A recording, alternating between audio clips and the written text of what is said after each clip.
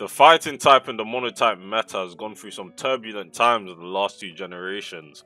In Generation 7, fighting started to become invalidated by fairy type Pokemon when you have the likes of Mimikyu and the 4 Tapus making fairy quite a dominant type. However, fighting still possessed strong individual Pokemon such as Z-Move Como, Mega Gallade and Buzzwole. In Generation 8, fighting became a massive laughingstock, having lost its Mega Pokemon and access to Z-moves, and just being a type that hadn't been gifted much in the grand scheme of things, other than Urshifu Single Strike, which got banned. Things were not looking good for the fighting type whatsoever. Until Generation 9, that is.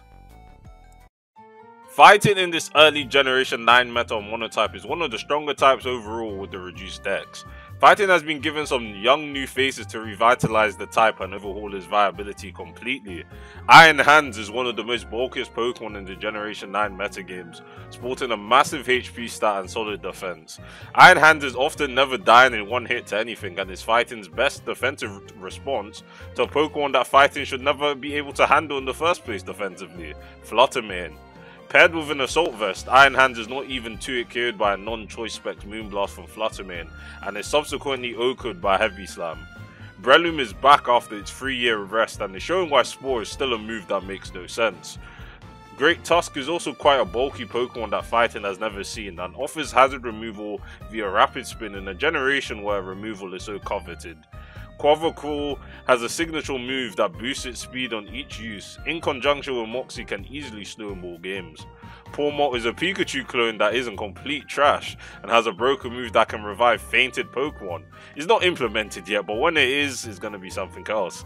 The fighting Tauruses, not the pure fighting one, have screens breaking potential with their signature move Raging Bull, which invalidates the dark mono hyper offense teams that rely on screens to get past their difficult matchups. Annihilate has a super strong move Rage Fist and is a Pokemon that surprisingly doesn't die as easily as its pre-evolution, stacking up Rage Fist power and scoring KOs upon KOs thanks to unresisted Marshadow coverage. And finally, Iron Valiant, offering a fast special attacker which can also go physical and possesses sweeping capabilities with agility. While appreciating having new Pokemon that fill some great offensive and defensive niches, Fighting is also appreciating meta trends such as its weaknesses being quite weak overall in the current meta. Flying's wings have literally been clipped, losing key Pokemon such as Tornadus Therian and Landorus Therian, though this is only a temporary respite, seeing how those two in addition to the legendary birds will return when Pokemon Home releases, and the Psychic type being completely pushed out of the meta due to high usage of Ghost and Dark mono teams, leaving Fairy as the sole common weakness fighting teams must struggle against.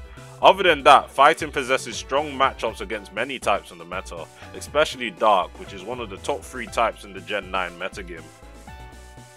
All in all, the Fighting type is having quite a good start going into Pokemon Scarlet and Violet Monotype.